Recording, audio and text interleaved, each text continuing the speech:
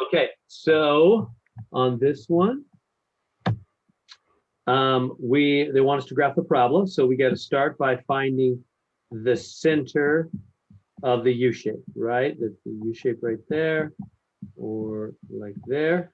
The center is, to find the center, which is also called the vertex, you got to go x is negative b over 2a. That's the formula. It's the outside of the quadratic formula, notice. It's the part of the quadratic formula other than the plus or minus square root. So it'll be negative, and then, oh yeah, what's a, b, and c? A here is negative 1, b is negative 10, c is negative 24. So it's going to be negative, and then b is itself negative 10 all over 2 times a, and a is itself negative 1. So notice we got two negatives on the top. That's going to be positive 10. The bottom, 2 times negative 1 is negative 2. So that comes out negative 5. So x is negative 5. And now find y,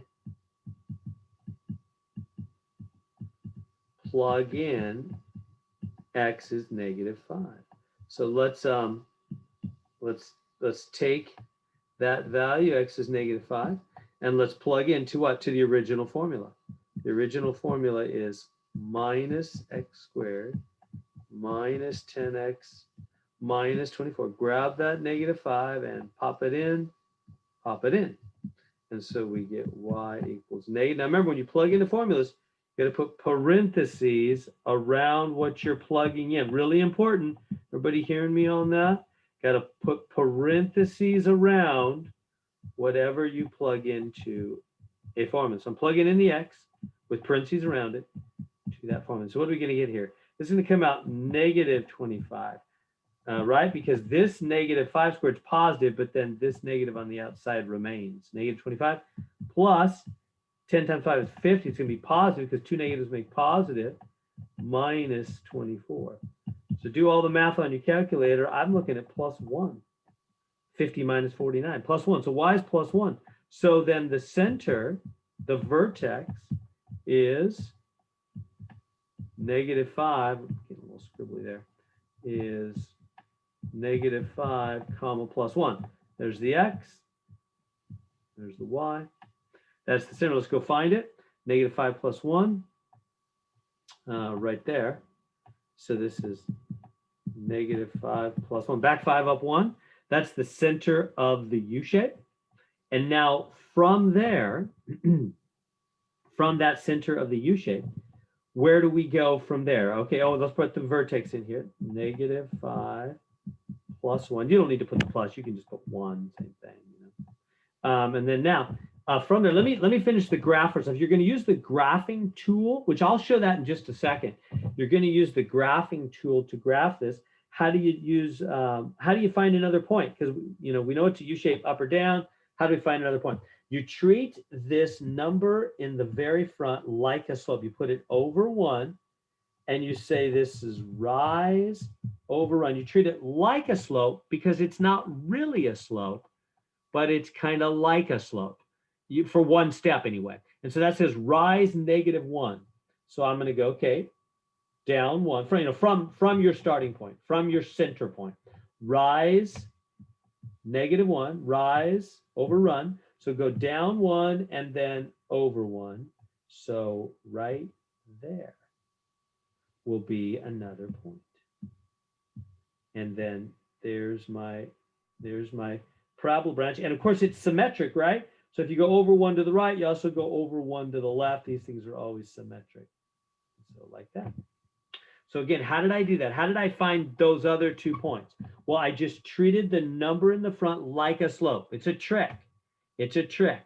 But it works nicely for one step. Whatever that number is in the front, just put it over 1, treat it like a fraction, rise over run. So that means go down 1, from the center, down 1, rise negative 1, over 1. Run is sideways. Rise is up and down, right? And run is sideways. Down 1, over 1. And then whatever you go to the right, you also do the same thing to the left because it's symmetric. So there's the graph. Now, they're asking us for the y-intercept down here. And, it looks like it's going to eventually hit it, but You know, it may be way down there. Here's the y-axis, right? This is what we're talking. Here's the y-axis. The y-axis. And we're talking about when does this branch eventually, way down the line, cross? It will, because it keeps going down and right and down and left forever. So way, way, way, way, way down the line, off the graph, I can't see it. Where's it gonna cross that? Well, remember earlier in the course, we talked about, in fact, it was just in the last thing. Let me go back there real quick. And in fact, I said at that time, know this well, because it'll come up all the time. Boy, it's proven that that's one of the most trustworthy statements I've made, because here it is already. It is, where is it? I'm looking for the exam 2 notes. Boom, there it is. Remember the last thing we did? Boom, right there, finding intercepts. So like I said, this is going to come up all the time in this course, and here we are already.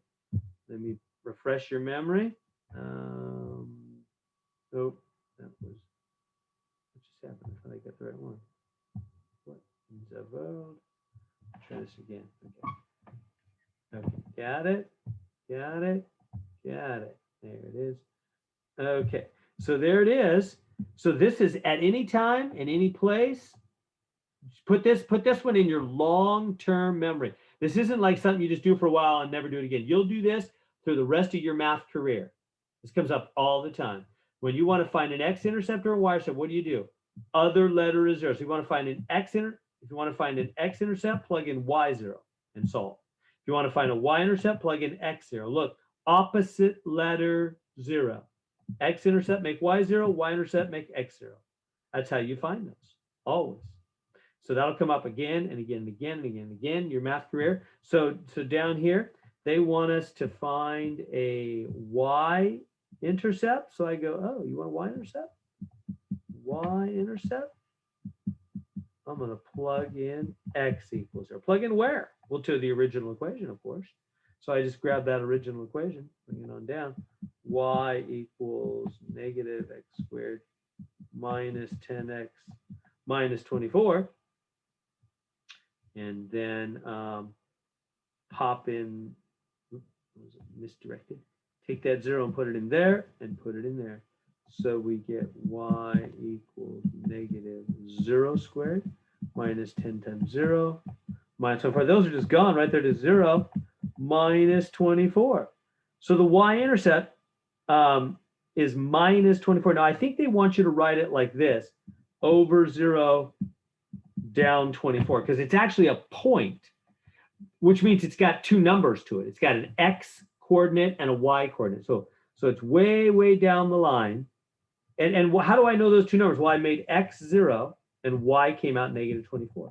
So that's 0 minus 24 x, y, right? I plugged in x 0 and y came out negative 24. So there's the y-intercept, okay? The x-intercepts, we could do the same thing. You can find x-intercepts, right? You get the idea? For intercepts, you always make the opposite letter 0. So to find a y-intercept, you make x0. To find an x-intercept, you make y0. But really, we can see them right on the graph. So there's even an easier way this time. See the x-intercepts right on the graph? Right there and right there, right? It's those 2 points where the graph hits the x-axis. What is that first point there? It looks like minus 4, 0. And what's that other one? Minus 6, 0. So we can just do that instead of doing a bunch of equation work. We could get it with the equation, but this is easier. Minus 6, 0. Now see how I'm putting them in? It's a little picky in this section, right? You've got to put, see what I did? I did minus 6, comma 0, then a comma, parentheses, minus 6, comma 0, comma, parentheses, minus 4, comma 0. That's those 2 points right there. And then domain and range. Domain is the width of the function. We've had that before. It's been a while, though. So domain, right here, let me write it in a better place. Domain. Domain is how far right and left. It's left edge, comma, right edge for the graph, for the U-shaped graph.